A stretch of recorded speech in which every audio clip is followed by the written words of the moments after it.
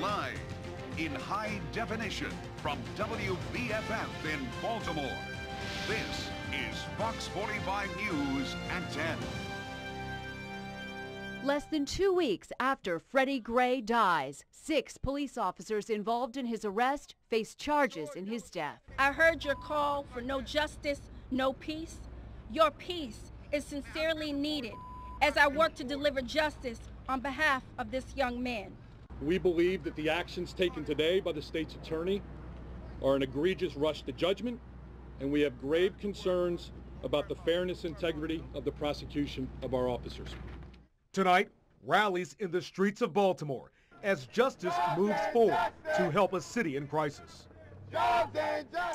Hello, I'm Jennifer Gilbert. And I'm Kai Jackson. Rallies in Baltimore lasted through most of the day after 6 of the officers involved in Freddie Gray's arrest were charged. Here's a live look at the intersection of Pennsylvania and North Avenues, the area that has been ground zero for both violent and peaceful protests this week. This is night 4 of the curfew, and as you can see, there are quite a few people out there with signs, chanting, walking around, but at this point, all reports are it is a peaceful demonstration at Pennsylvania and North. We have live team coverage of everything happening tonight. Our reporters are located all across the city. We will bring you an in-depth look at the investigation into the death of Freddie Gray and a live look at the rallies around Baltimore. All 6 officers involved have been charged. Here is a closer look at the charges each of the officers now faces. The most serious charge, that's against Officer Caesar Goodson, the driver of the police transport van. He's been with the department since 1999. He's facing a charge of second-degree depraved heart murder, involuntary manslaughter, and second-degree assault. Negligent manslaughter by vehicle and criminal negligent manslaughter by vehicle. He's also charged with misconduct in office. His bail has been set at $350,000. Lieutenant Brian Rice has been with the department the longest. He is charged with involuntary manslaughter, 2 counts of second-degree assault, 2 counts of misconduct in office, and false imprisonment. His bail was also set at $350,000. Officer William Porter charged with involuntary manslaughter, second-degree assault, and misconduct in office. Officer Edward Nero charged with 2 counts of second-degree assault, 2 counts of misconduct in office, and false imprisonment. His bail was set at $250,000. Officer Garrett Miller faces 2 counts of second-degree assault, 2 counts of misconduct in office, and false imprisonment. He's being held on $250,000 bond. And Sergeant Alicia White charged with involuntary manslaughter, second-degree assault, and misconduct in office. Her bail was set at $350,000. The charges came only 1 day after police investigators turned their findings over to the city state's attorney. Crime and Justice reporter Joy LaPola is live outside the courthouse where each of the 6 officers is expected to stand trial. Joy? Kai, well, as you mentioned, it is here where those 6 Baltimore police officers could very well stand trial. Before that time, we will likely know more about the death of Freddie Gray and the role these officers may have played in it. But today, we got a first glimpse at what prosecutors suspect happened. This is video from the morning of April 12th as police held Freddie Gray on the ground in West Baltimore. While police wait for a wagon to arrive, Gray continues to scream and appears in pain. Today, the state's attorney announced charges against 6 Baltimore police officers who prosecutors say played a role in Gray's death. The medical examiner's determination that Mr. Gray's death was a homicide, which we received today, has led us to believe that we have probable cause to file criminal charges. Yes! Yes! From the moment police set eyes on Gray, prosecutors allege their actions were criminal. Gray, who had been handcuffed and placed in leg irons, according to prosecutors, was never seatbelted, even though it's required under a general order. Investigators also suggest Gray never received any medical attention, even though he requested it repeatedly. The request came as the van carrying Gray traveled through city streets, making stops, even picking up a second suspect.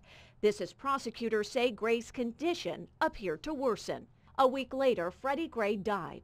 The manner of death, deemed a homicide by the Maryland State Medical Examiner, is believed to be the result of a fatal injury that occurred while Mr. Gray was unrestrained by a seatbelt in the custody of the Baltimore Police Department wagon.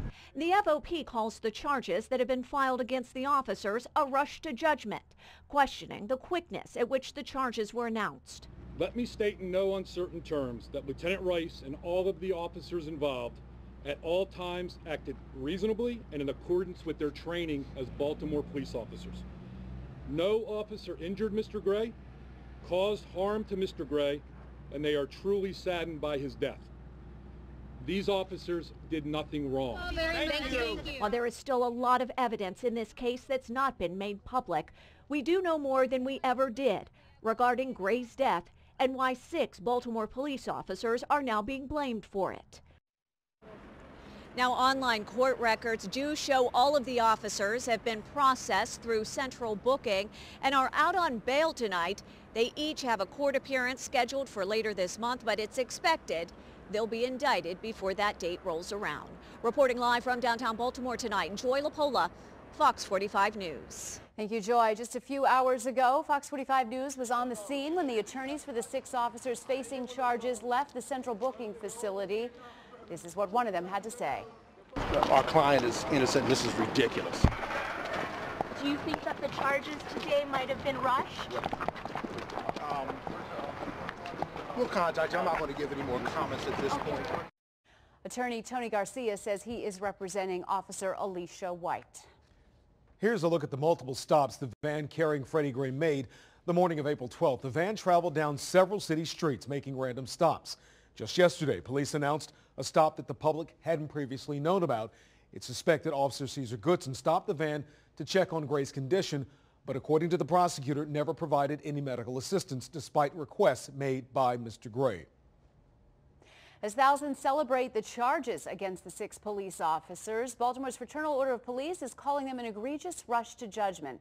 President Gene Ryan sent State Attorney Marilyn Mosby a letter requesting an independent prosecutor handle the cases.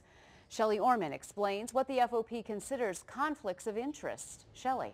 Jennifer, those with the Fraternal Order of Police believe it is too soon to charge the officers and that the investigation has not been concluded in 2 weeks. The FOP president said he was appalled and frustrated by the charges. An attorney for the organization said they are still hoping the case will be reviewed by an independent prosecutor. In a letter written to City State Attorney Mosby, the FOP president criticizes her involvement, stating she has a personal and professional relationship with the Gray family attorney and that her husband's political career could be impacted by her involvement.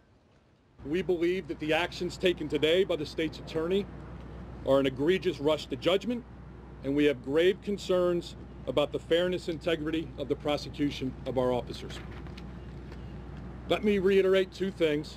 Lieutenant Rice and all of the officers are deeply affected by Mr. Gray's passing, and that his injuries did not occur as a result of any action or inaction on the part of these officers. The FOP is also raising money for the officers' legal fund. They tweeted a link to a GoFundMe page today, then later tweeted that it had been taken down without any explanation, saying they are now working to find a new site for donations. Live in the studio, Shelley Orman, Fox 45 News.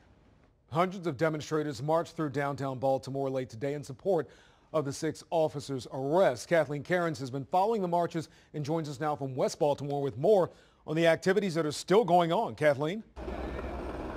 A lot has changed in the past few moments. There are still about 100 protesters here, and as you can see, they have gathered over this way, and they are organizing themselves. They have no intention of adhering to the curfew. In fact, I talked with Shawnice earlier. They're trying to lock into arms. Shawnice is right here. She is one of the college students who has joined together. She said she has vowed to stay here to make a point that the city should not be having a curfew of any kind. They're locking arms over here. You can see that they're locking arms together, and they plan to stay this way. Turn around. Turn around. Jed, you're right in the middle. They're marching this way. They're marching this way. They're going towards the students, trying to clear them out. They're pushing the media, and they're pushing the students out of the way.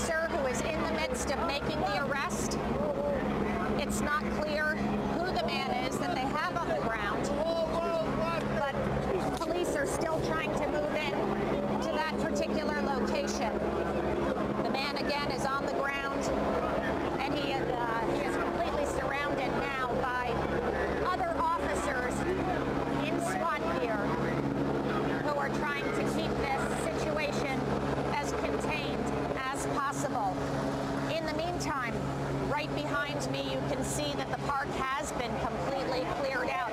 There are several rows of officers here lined up.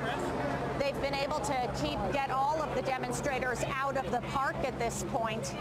And there are still, some of the demonstrators are down closer to City Hall. Right down there, they're about to make another arrest. They just grabbed someone, and police are now moving in to see what the situation is. Now it has turned into a real tough situation. It's unclear where the police are and where the media is. It's very, oh my goodness, someone is down on the ground over there. They've got someone down on the ground over there. And there are still more arrests over here. Okay. We're going to go around to the other side to see what is happening. Some of the protesters moved out here towards Holiday Street and are continuing. Here's another one, Jed. Down here on the ground, this one has curled up on the ground, and he is not listening to the instructions that police have giving him at this point. They're trying to get him into plastic cuffs, and police are still trying to move people back as well. It was difficult to tell where the protesters started and where the media was at that point. There was a lot of confusion. Now it seems to have dispersed. Most of the media has now ended up out here on Fayette Street. Police have lined themselves up, and there are more protesters under arrest behind there, but it definitely seems like it has calmed down. Take a look on this side as well. There are horses lined up. Are you planning to stay past the curfew? Hit it. Okay, thank you. So that's the situation up here. There's more protesters who continue to say. So that's the situation up here. There's more protesters who continue to say that they are united. They're continuing to take a stand here. But obviously it has come down to more like a handful of people left out here at this point, and police have definitely got control of the park outside City Hall. Kathleen, can you hear me now? They continue to say that they are against the curfew. Yes, go ahead. You know, I can hear you. A couple of dynamics working here. We're past the curfew time. The officers, we understand, are enforcing the law that the mayor put in place temporarily, so they're just doing their job. I think the larger question here, looking at that, is going to be whether this was necessary for this curfew to remain in effect tonight with people simply gathered around. We know the curfew was in effect, so they were supposed to leave and they were told to leave. I think that might be one of the larger questions here. Your thoughts? That was one of the things that we had talked about earlier, and one of the state senators told me that she had been hoping that, Catherine Pugh said that she was hoping that it could be lifted by tomorrow. You can see the result of having a curfew. You can see that they are taking away some of the protesters now, putting them back in the, ironically, in the back of the police van at this point, because it was a police van that where all the trouble started in the first place. But that's where they're going, being arrested for not listening to the orders of the police and obeying the curfew. Have you gotten any sense, Kathleen, that perhaps, I'm not suggesting, have you gotten any sense that there is any agitation on the part of police following the charges from the state's attorney's office today? No, this is similar to what we've been seeing all along, you know, where they have just been slowly and methodically moving forward. I have not seen any, you know, they haven't responded to anything that the protesters have been saying from what I have seen. And I can see police officers just going ahead, following the actions that they normally would in terms of arresting someone and moving forward.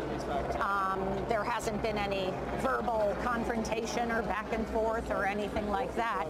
Simply moving forward and making the arrests. And there is quite a contingency of police as well following all of this, as the officers as the suspects are being put into the back of the car They even have their shields out to keep people away. Jed, take a look over here. You can see that there are a lot of officers lined up even in front of City Hall this way, you know, watching what is going on around them as well. State police, there are National Guardsmen all gathered here watching what has transpired. Yes, go ahead, Jennifer. We're just trying to get a sense of the bigger picture there, and amazing pictures from right there on the front lines as those officers were moving in for those arrests. But have most people cleared out from that area? Yeah, I mean, we're talking, most people just kind of ran to that one side, and that these were the ones arrested. Here, we're talking to one, if I can get closer to him. He's making some comment. Can you hear him with the other microphone?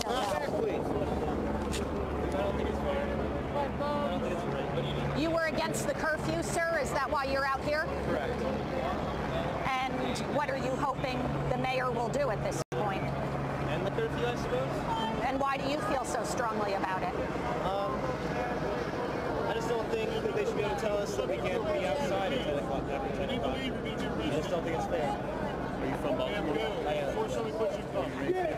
Yes. So you feel really passionate about making sure this wasn't happening in your city? Yeah, I never really understood community or caring about the city until this last week, and seeing people gather together just has meant a lot. It's pretty powerful stuff. So it's bigger than the Freddie Gray situation Absolutely, alone. I think so. Is it worth being arrested? I think so, yes. Have you ever been arrested before? No. No. Can you tell me your name, sir? I'm sorry. Josh Medlock. Am I all over?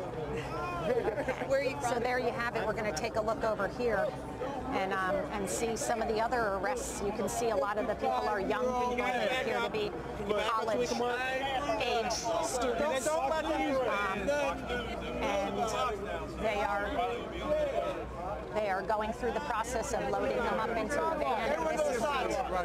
And now they're trying to clear the media out of there as well. Yes, go ahead. Have we learned what charges that these protesters might face once they are taken to a particular precinct, whether it's Central, which is right there? Earlier today, we were talking that with some of the officers who said it could be a disorderly conduct if they don't listen as well. So it might not just be involving the curfew, that they could go ahead and zero in on something like that. An officer gave an order for a reason to try to keep peace, and therefore it was a disorderly conduct. We see more officers heading up the way, this way here. And at this point, they're really just trying to keep the media, I think, away from the officers who are trying to load up the suspects in this case. Over here, I did observe a lot of other students who didn't get, I keep saying students because it's that age group, younger 20s it appears, yes, who seem very upset because some of their friends are gone. Are you all right? Yeah, I'm just nervous to run such items in their family and the auntie and it's supposed to go with other one. This police state is out of fucking control. Okay, well, I apologize for that. So there you have it, you know, people trying to find other protesters who were here, trying to figure out what happened next. We're continuing to see officers moving in every direction. There's some Baltimore City firefighters even moving in that direction. Kathleen. I believe one of them might have been a medic, so he might have been called over just to be here to make sure that everything was okay. Yes, go well, ahead, you know, Kai. Jen and I can see there's a lot of emotion there, and I think we should point out something, that this may be a lawful order that has been put in place in terms of the curfew, but civil disobedience is a hallmark of society, and I think that's what these people clearly are trying to exercise tonight, some civil disobedience, even if it means they're going to have to go to jail. Right, and in fact, I talked to one college student earlier today, Shanice, who told me that she's never been arrested, never been in trouble. She's a biology major at the community college, and her goal was just to make Baltimore a better place. She wants to make sure that you know, that there's more equality in the city, and that the Freddie Gray situation had given her maybe a bigger scope of the world, a better view into the world, and therefore She said that she wanted to take a stand here tonight against the curfew, and she was down here with a sign by herself and told me that she planned to stay beyond the curfew. I never saw her in the crowd. I don't know if she was one of the ones that ended up arrested, but they moved in so quickly, as you witnessed. And it's, you know, they're just trying to sort out who was arrested and other friends trying to find each other here at this point. And you can still see that there's a long contingent of National Guard lined up in front of City Hall as they maintain control down in this location. Well, and I also want to point out that before this started, there were about 100 people who said they were going to sit in the center. They formed a circle. They seemed pretty adamant about it. But certainly as the police lined up and started to move in, that number dwindled down. So it'll be interesting to see how many arrests were actually made. Back to you, Jennifer and Kai. All right, our Kathleen Cairns reporting live right in the heart of downtown Baltimore as police move in and arrest several people who were in defiance of the curfew tonight. Our coverage of the protests, the demonstrations, the investigation all continue coming up on Fox 45 News at 10.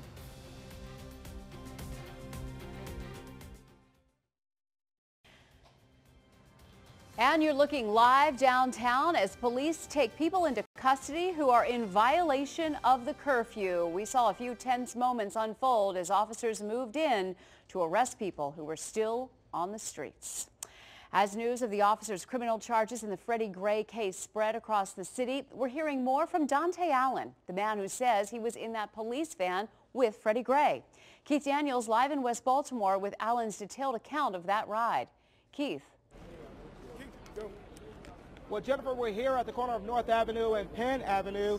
Now, Dante Allen lived just a few blocks away from here. We caught up with him last night, and he told us more about that ride with Freddie Gray. Dante Allen says he was the second passenger in that police van with Freddie Gray. He did not hurt himself. Allen says his contact with police began that day after he walked out of a basement store on North Avenue near Pennsylvania Avenue. Officers took him into custody. The reason still unclear. Placed him in a Baltimore City police van like this one. Allen says Gray was on one side of the partition. Allen was on the other side. So when I got inside the van, I didn't see Freddie Gray. They opened the door, and it took them about 3 minutes to pull off. It was a smooth ride. Surveillance cameras captured the van moving through the city before arriving at the Western Police Station with Gray and Allen. When I got there, they opened it for me and started to proceed me to the station. And I heard them saying, they opened it for him, and I heard them saying, Mr. Gray. He wasn't responsive. And I heard them, when I got out that van, saying, yeah, he don't have no pulse, y'all. We must have, you know what I mean, did that. You heard police say that? I heard police say that. I heard police say, you know what I mean, we must have gave him a run for his money, man. You know what I mean? We must have really hurt this guy. Do all this, they still got him in the paddy wagon. How I know this? Because they were saying, well, he's still in the paddy wagon. We don't know what to do. They didn't want to pick him up, do CPR, nothing. That's what you should do. You should make sure he's okay because he's in your care, right? Allen is also refuting reports that say he heard Gray trying to hurt himself inside that van. The investigators told police told investigators that I told them that. So untrue. Allen says it took about 30 minutes for an ambulance to arrive at the Western District for Gray, while police talked with Allen. They tried to ask me about murders and stuff, tried to get me to tell on people around the way. I wasn't with it. Then they said homicide wants to see you.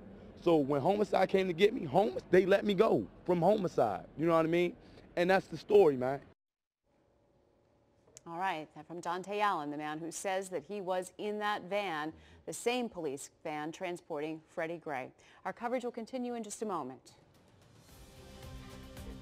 Look again downtown where Baltimore City Police, as you saw, moved in on people, basically just demonstrating outside of City Hall, peacefully it seemed.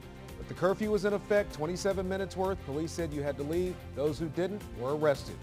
Fox 45 live news coverage of a city in crisis continues. Stay with us. Taking a live look now outside of City Hall. Our cameras trained on that line of police officers who we just saw move into action taking people into custody in violation of tonight's curfew. And let's take a look at our weather. Here's meteorologist Emily Gracie. Emily? Yeah, a cool evening out there right now, but no rain, at least right now. We're watching a system just off the coast that could bring a sprinkle to us during the day tomorrow, but we should stay dry this evening. We've seen some showers pop up to the west and some sprinkles up in Harford County, but for the most part, a dry evening. Just cool out there with temperatures holding on to the 50s in most locations. We're at 53 at BWI, 58 at the Inner Harbor right now, and 54 in Annapolis. Big warm up on the way, though. We are going to see temperatures really rise tomorrow, not early in the morning. We'll start off in the upper 40s and low 50s about 5-6 a.m., holding on to some clouds at that point, but more sunshine towards the afternoon. And by lunchtime, we're even in the upper 60s, so low 70s as we go through the afternoon in most locations, maybe even some mid 70s. A brief shower or sprinkle possible in the afternoon, but mainly a dry day. I'm going to tell you when we're going to get into the 80s. That's coming up in my full forecast. All right, Emily, thank you. We will continue our coverage of the Freddie Gray case as we look live downtown once again. We saw a lot of action there outside of City Hall just a few moments ago. Police having zero tolerance for protesters and demonstrators who are out past the curfew tonight. We'll keep checking in and let you know as the situation develops. Stay with us.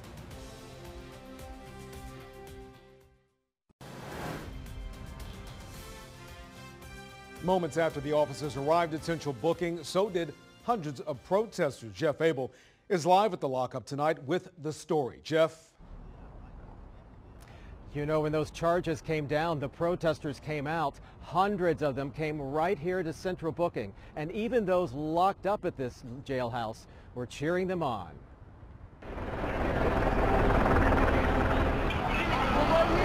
Moments after the officers were charged, their fellow officers were bracing for the worst. Hundreds of protesters circled the lockup where the officers surrendered and clogged the streets. I actually didn't even see them coming. They're celebrating right now. The streets are happy. On this day, it seemed more of a party than protest. I cried my eyes out when it hurts. You see, there's so much pain that these police have done to these people in this city that people are happy. It ain't about justice for one person or this person or that person. It's for my son. It's for your son. Save our sons! Save our sons! Earlier, a group of faith leaders gathered at Central Booking to celebrate. America tonight is going to be in shock therapy because tonight America is going to see police officers with mugshots. In the crowd was Sabrina Fulton, the mother of Tavon Martin. While we are celebrating the fact that the police officers are being arrested, we have to keep in mind that that is not a conviction. Open up the gates! Erase the hate! At this march, the violence had vanished. For now, a different sound is in the air. We love y'all!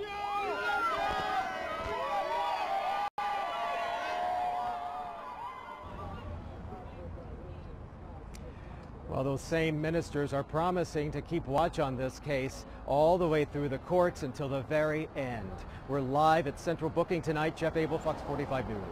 All right, thank you, Jeff. The news of charges against the 6 officers involved in the Freddie Gray case spread fast across the city. We saw celebrations in West Baltimore. Laura Greenberg from our sister station in Harrisburg has reactions from the Inner Harbor. All it took was 2 words. Criminal charges. We have probable cause to file criminal charges. To ease some of the tension for some Baltimore City residents. I thought they were just going to go scot-free, like the rest of the other police officers. I think it's the best thing that I've heard so far.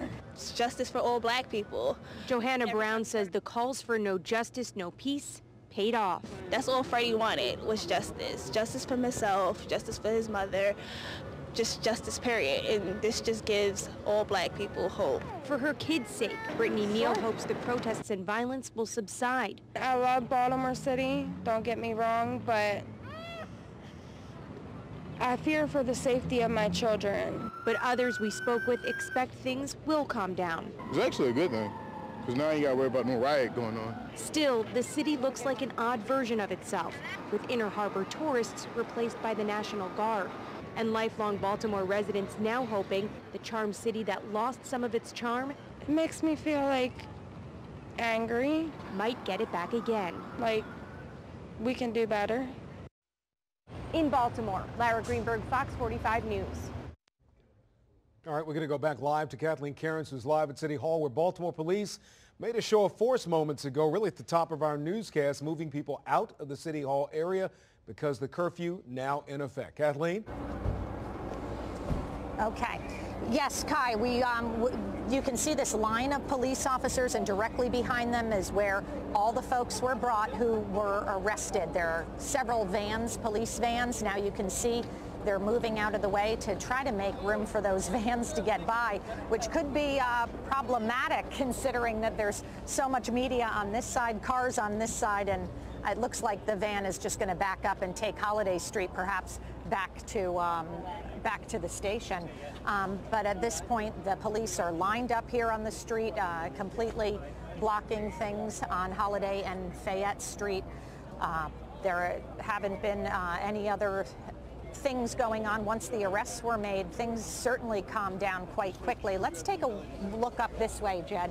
We're going to walk up this way and see what's going on up here. The vans are taking off. You can see that there are still some vans in between here. Jed, if you look between these officers, you can see some more folks getting into the back of police wagons. And there's a huge contingent of police officers around here. We've seen police officers from several counties here in Maryland, and Sheriff's Department as well, and of course Baltimore City Police. So that's the situation from here. No one appeared to be hurt except perhaps one person who had a difficult time with a leg, and they had two friends helping them walk. We're not really sure. I'm sure we're going to get the full story by tomorrow. Back to you, Jennifer and Kai. Okay, Kathleen Carrington. Kathleen, we did see that gentleman who had the assistance of two friends helping him from having that leg injury. And again, Kathleen Carrington's live at City Hall, where police have made sure that their curfew stays in effect. And we'll continue our coverage of demonstrations and the crackdown on the curfew going on downtown in just a moment on Fox 45 News at 10.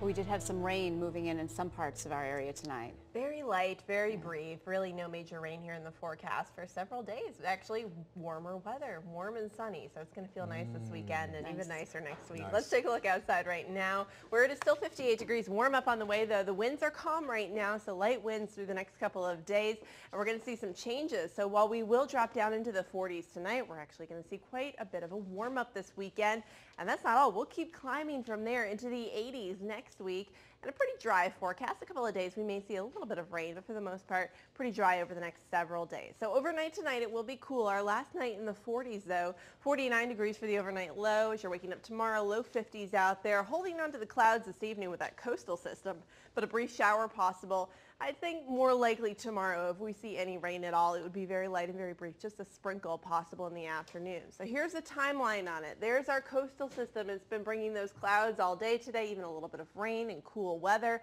It's going to move off the coast. As it does, it will still hold on to a few of these clouds. You can see the outlying clouds. They're still holding on through the morning tomorrow. As the day goes on, those clouds will continue to move off the coast. We'll see them break up by 5 p.m. More sunshine in the forecast at that point. That will allow us to warm up as well. So at that point, we'll be in the low 70s. So very comfortable day tomorrow, even warmer on Sunday. The sun will be out all day, a very beautiful day. Monday as well, a warm and sunny day before those rain chances return by early next week. You can see that cold front right back there, moving in towards the end of the weekend and the start of next week, and bringing us a slight chance of showers by Tuesday and Wednesday. So some wet weather in the extended forecast for the next several days, actually not too bad. Low to mid 70s for tomorrow afternoon, maybe a sprinkle in the forecast. By Sunday, we're in the upper 70s, plenty of sunshine. Low 80s on Monday. Very comfortable during those overnight hours. We'll stay in the low 80s on Tuesday as we see a slight chance of showers back into the mid to upper 70s. Wednesday, staying warm through the end of the week as we clear out towards next weekend with a high of 80 on Friday. All right, thank you, Emily. We're going to check in now with our Keith Daniels. Keith? Well, Jennifer and Kai, we're live again here at Penn North. Take a look at this. The corner completely clear, the crowd gone. Let me tell you something interesting that happened maybe about 15 minutes ago. Police in their riot gear moved here and pushed the media back. Take a look over here. They've new rules for the media. They have cordoned off an area here where the media is to That's where we're supposed to be when this curfew goes into place. Before, I guess maybe about 20 minutes after the curfew, we were all standing here, and then police directed their attention on the media. They moved in with their shields, with their riot gear, pushed us all the way back behind this yellow crime scene tape. They pushed us back there, and then there was a wall of police officers here, and then a wall of police officers on this side. We could not see on the other side of that wall. Don't know whether any individuals were on the other side of there or not, but I can tell you before the police moved in, we saw a crowd disperse in that direction and also in that direction, but no reports of any arrest or anything like that. For now, we did get a report from police that they took in at least 37 people arrested last night because of curfew violations, but no report that we have here of any arrest in this corner. But the corner here clear after what was for a little while a feeling of celebration. People were passing by, honking their horns, a very celebratory mood here, but right now it's clear. Back to you guys. All right, Keith Daniels live at Pennsylvania and North, the scene of so much of how the story has unfolded over the last several days, and yet another dynamic taking place tonight. Thank you, Keith. All right, we're going to go now to Kathleen Cairns, who's back live at City Hall. Kathleen. Yes, it certainly has calmed down here, but you can see the police are still lined up.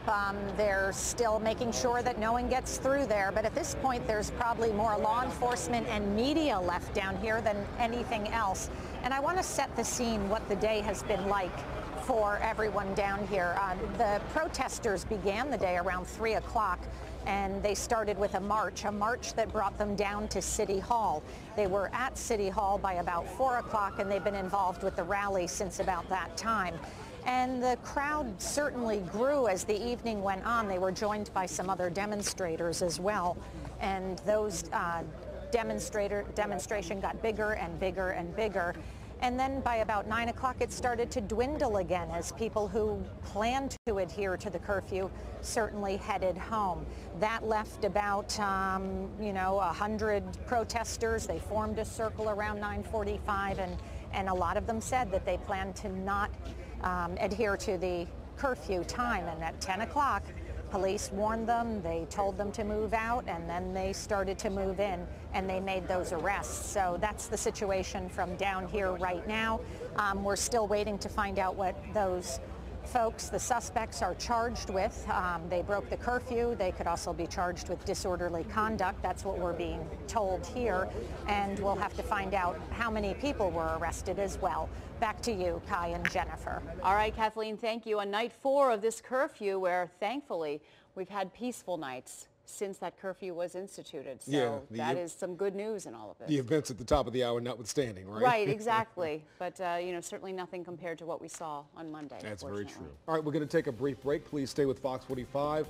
News at 10. Back in a moment. You're looking live at City Hall.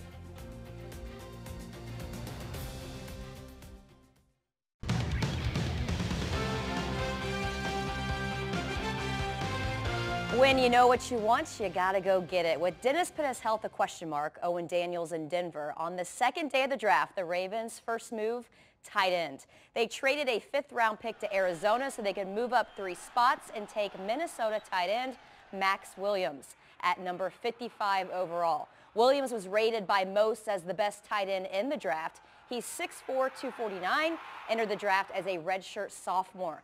The Ravens sure like kids of professional athletes this year. Perryman's dad and now Williams will be the 3rd generation to play in the NFL for his family. This time it's in front of fans. It's a home series for the Orioles just 971 miles away from Camden Yards. Major League Baseball, the O's and Rays decided this is best for everyone's safety due to this week's events in the city.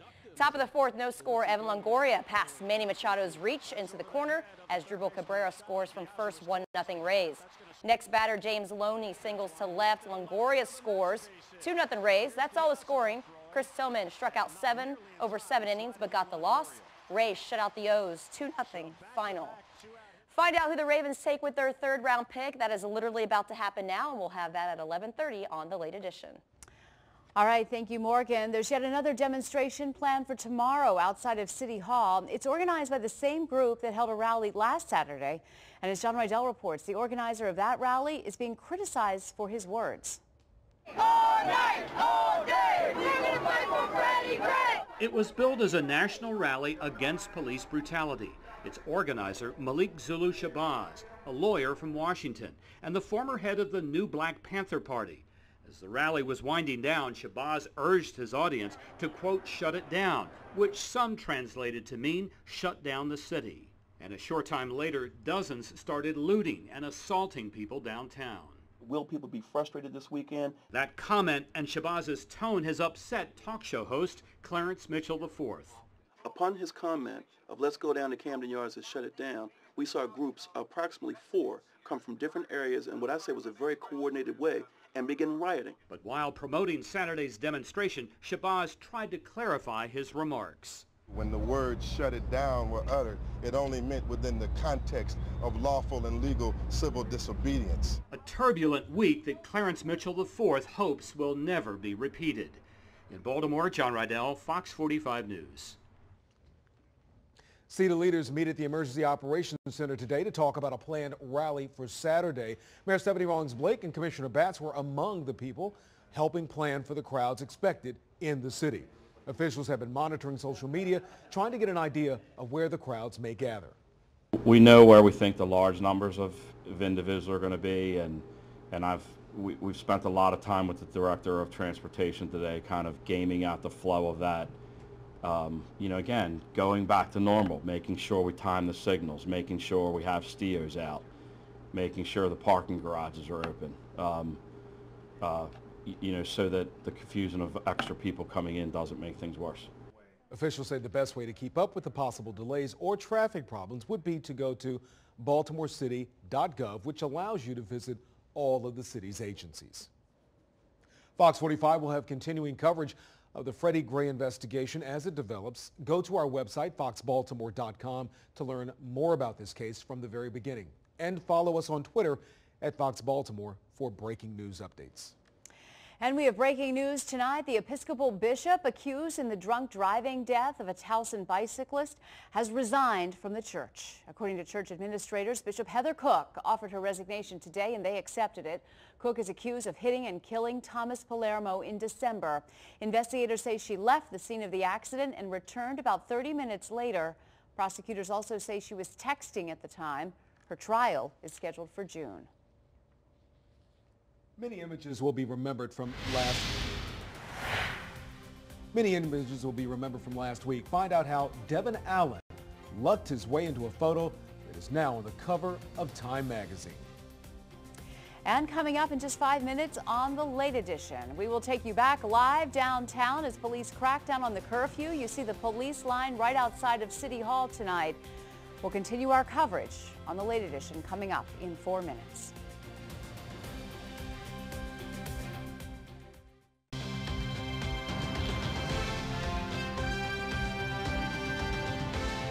Well, many images will be remembered from this week in Baltimore. Photographer Devin Allen was in our studios earlier today, and he's the man who took the photos you're seeing right now, including the cover photo on the new Time magazine. When I took the picture, I was actually capturing the guys on the opposite side of the street vandalizing the police cars. Okay. I heard the police, they're saying move. So when I turned around, they was actually jogging up the street. Yes. Okay. And he was running, and I snapped the picture. Allen is a Baltimore native, and he was born and raised in West Baltimore. He's a self-taught photographer and has been doing it for 3 years.